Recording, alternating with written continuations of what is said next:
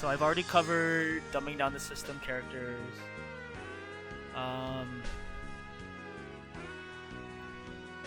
Simplified controls. It kind of goes into the like inviting new new players versus equalizing it with fighting game veterans. You use the C button for EX moves, sweeping, jump C, and then I guess 5C if you like 5C, but I hardly ever use 5C on purpose. Okay, here's the thing. Because it wears BB without being a BB game, totally guts the identity of many characters. Because there's like that's like all. Firstly, I think you need to tie a one series in there, just for the sake of having a name that rolls off the tongue. Yes, it's called Blazblue Cross Tag Battle, but at least it has Cross Tag Battle in there. I think if it was just called Cross Tag Battle, you have zero association with like the games. They're not unified by Arxis because firstly they're not all mainly Arxis games. Under Night is not an Arxis game. Arcana Heart was not an Arxis game. So you kind of need one big name there to tie it all in. And not really specifically about the story, even though the Blazblue characters are the focal point of the story. But that aside, you do need to have one name in there to, I guess, kind of tie them all together. And I guess Blazblue is probably the most recognizable outside of Persona 4's popularity. Like it wouldn't. Don't you think it would be weird calling it Persona Cross Tag Battle when, you know, they are clearly not the most featured series in the game? Or Under Night and Birth Cross Tag Battle. So, I mean, I get it. BBTAG. I mean, that right there, that rolls off the tongue. You can't just call the game Cross Tag Battle. Okay, so who's in the game? Alright? That doesn't make any sense. People love tag fighters. Are you kidding me? Do you see how much more hype the fact that, like, imagine if this wasn't even a tag game. And then you just use the characters and how they are. That would just straight up be like Mugen. That wouldn't. There would be no system mechanics. There would be no like, you know, there would be no complexity outside of the characters being themselves. And that does sound cool, but that would be an even bigger, more I think more lazy approach to the game itself. People love tag fighters. Are you kidding me, dude? That's like an opinion. How many unblockables or invisible guessing games can you? I don't know. I find it hard to find that, like, well, you just probably didn't really explore the game itself. Like, I think an important thing when it comes to people's opinions of the game is that you can't really change them. You can't really change them because they're gonna be set on how they want to think anyways. Again, echo chamber. You want to hear only what you want to say, and maybe just block out what you don't want to hear. I mean, I think that's kind of a shallow way to look at this game, because I wouldn't have been playing for this many years if I didn't like it so much. Because there was always something that brought me back in. And actually, in the amount of time I've been playing it, like while like I played ESL mostly this year and last year, I can't really say there's been like a period where I just like completely stopped playing, because I could always play if I was asked, hey, you want to play? So I can actually do that with this game.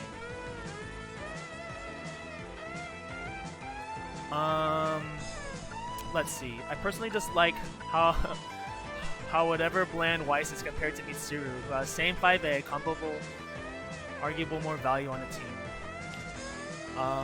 Okay. Particularly unfun against Mika Carmine or Susan. Haha, unblockable with no counterplay. GG, shake my hand.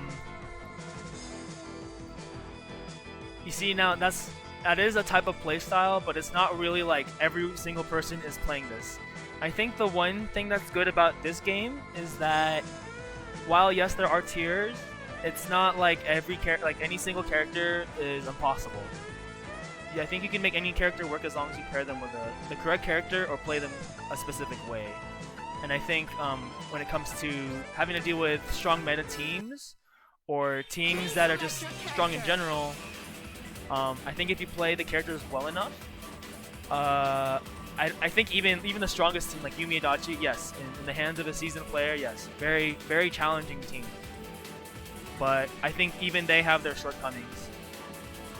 So I feel like a lot of tag games, like specifically like 3v3 fighters or even 2v2 fighters, where you have to use characters on the fly, you have to utilize the systems to your benefit. You cannot just use 2 characters because you're really good at doing their combos alone without using the tag mechanics. Basically, like I feel like I ran into a few players that tried going that route, like not using a single tag mechanic of the game and just using solo characters. You can't really do that in this game. You have to utilize the systems in some way. It's like it's either you're holding yourself back by trying to be stubborn and treat the characters like they're made for their respective games. That's just kind of like, I don't think that's accidental ignorance. That's like knownful ignorance, okay? Knownful ignorance. I'm not sure if there's a term for that. I just made that up. No 5C or 5C mechanics and air grabs. Okay, so here's the thing.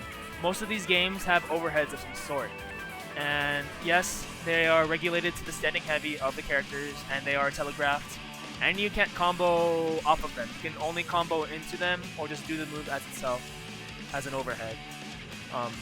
And based on the characters, where they're from, you'll get a different speed of overhead. What's up, Carlos? It's kind of mechanic specific to the game with the 5C and all that. And yeah, it's kind of a turn off, but it's there. Can't really do anything about it. I think it's only a problem when people don't like just abuse it and say, yo, you're being scrubbed.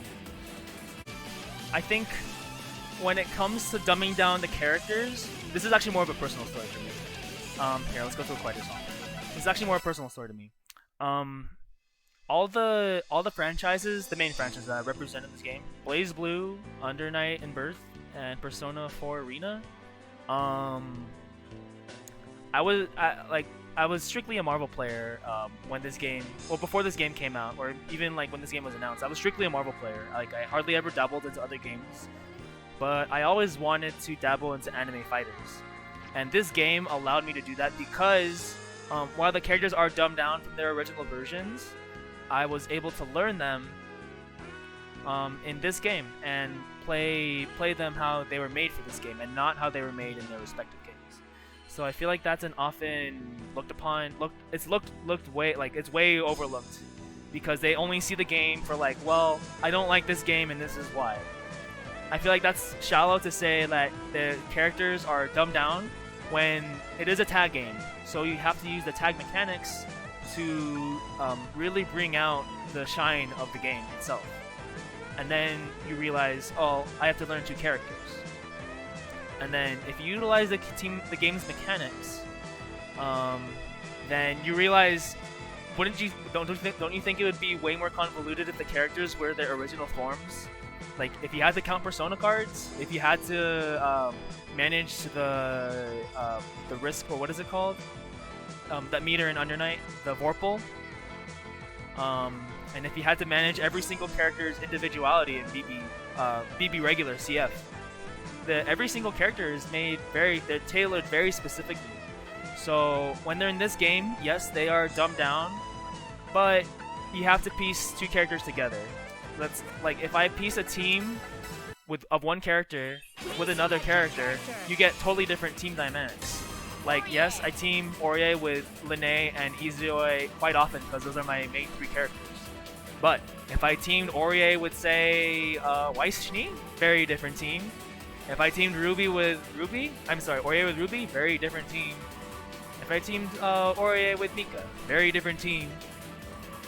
Like, the fact that the characters are their full selves, but you can team them with any character, it really, that's like the beauty of this game. You see that the game's complexity isn't in the characters themselves, but in the systems and the tag mechanics.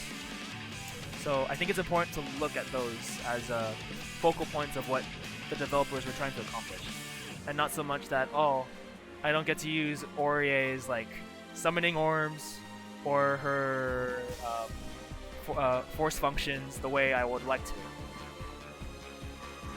But they do kind of sprinkle them in there, like Hyde's moves chip. Lene, she's extremely mobile.